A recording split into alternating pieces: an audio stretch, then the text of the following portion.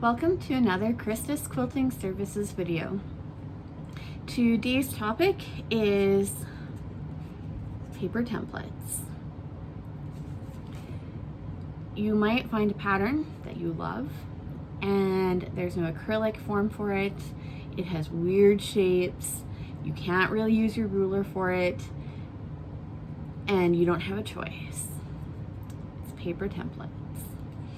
That was the case with Anna Maria featherbed quilt pattern that I purchased from her site.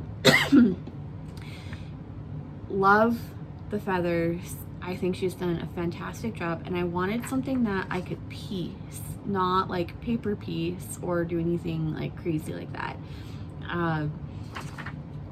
And her pattern is awesome. But it's got lots of paper to cut out and templates, or to be used as templates. My sample piece was a real struggle, and I thought there's got to be another way to do this, and the answer I came up with was tape. My big problem, everything kept sliding. I couldn't get the paper to stay in place, and I couldn't get my ruler to stay on top of it. And I didn't want to trace out on my fabric because that was going to take a lot of time. I wanted to be able to use this as close to an acrylic template as I possibly could. So I added tape to the back and I added tape to the front. I just used regular masking tape. It is just one layer thick, so you can actually still see through the markings on this, which was great. I wasn't sure that I could, but because each piece is so unique in this particular pattern, I wasn't that concerned if I could see the letters or like stitch side instructions. The pictures in her pattern are make it really easy to tell regardless. So once I had the tape down and trimmed everything off with a pair of scissors, I began cutting everything again, and it was so much easier. So I'll show you how I go through my cutting method, and in addition to taping the pattern piece, I also use a little piece of painter's tape, and I'll show you what I do with that. Okay, I am all ready to start cutting out my piece here. I have my fabric, I have a smaller ruler. When doing this, choose a ruler that fits well in your hand, that you're comfortable using and holding steady. My rotary blade and painter's tape. And because this particular piece I only need to cover for one side, I don't want mirror ends. I have two fabric pieces stacked together with the right side going up on both of them so I can get the correct fabric side facing. With the painter's tape, I use this to tape the template to the cutting mat, and it holds well enough that it stays like right where I want it, and the fabric underneath doesn't really move.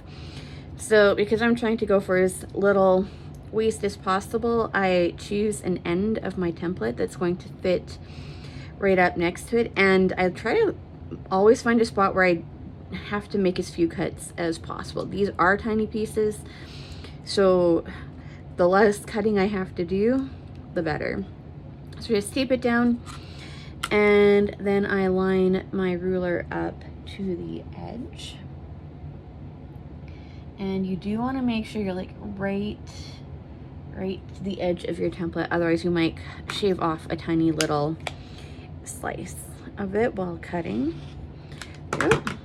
Slide that off, and done. I have two more pieces of this part finished. So now I've got a different angle. I can't use the same angle I just cut from, so I will turn this until I can find the next angle that I would like to use, And I'm gonna go with this one. I'm not sure how much you can tell because I have a tiny little corner lopped off here, but where that corner is, it ends right where this is, and I am going to have to make a second cut to clear to remove this extra bit of fabric here. So it's fine. I'm not worried about that cutting into the shape that I need. So I just put my painter's tape back on, line it up on my fabric again, make sure everything is all lined up well, grab my ruler, and I like to do my long edge first because I'm cutting from sort of like from opposite ends. I'm making the cut, I can actually just rotate my piece back and forth and it's a clean fit every time. Slide that off, and I'm using a smaller cutting mat because once to get this piece off, it's really awkward for me to cut just across from this side, so I can just turn my mat without having to move anything. Line up again.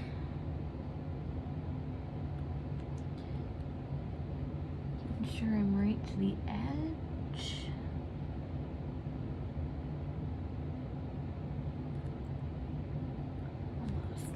That's good. Holding my ruler in place. And one quick ruler tip, if your pinky is off the edge while the rest of your hand is putting weight down, it helps add a little more support or security. This ruler, even if I like bump it or push against this side, it's not going anywhere. My pinky is preventing it from sliding out that way on the mat. Cut that last little piece off, and I have two more that are ready to go. And that's all there is to it. Okay, I hope this trick helps you out with your next paper template project. Just plain old masking tape to cover the front and the back. And when I did this, and I covered, I would take a piece of tape off that was larger than my paper, and really I just kind of like plunked it down on top of my table, kind of like that. And once it was all smoothed out and done, and I had done this to both sides, then I took a pair of scissors and I just trimmed off all the extra tape.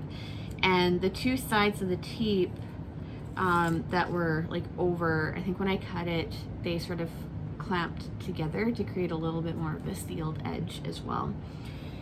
And it didn't take that long. It probably took me more time to try and cut out the paper pieces themselves. A few of them I had to line up because they exceeded the length of the page. Not so much in my shrunk down version of that, but because that was how the whole thing was put for printing on the page, I still had to cut and tape and line things up. Yeah, I hope this makes your next project just a little bit easier, maybe a less gray hair or two, or in my case, I still have lots that haven't turned gray yet, but it's going that direction. Drop a comment if this was helpful, or maybe you have another tip that you use that might be similar to mine, or something completely different. I guess I had thought about adding extra tape to one side to build it up even bigger, so that way it would be big enough for that. You can also use like template plastic. I know people will like trace and cut things out there. I don't have template plastic, and if you don't either, yeah, this tape trick was just a real lifesaver to make it a lot smoother, a lot easier. All right, well, I hope you all have a great rest of your day, and stay tuned for another video in the future. Take care, everyone. Bye.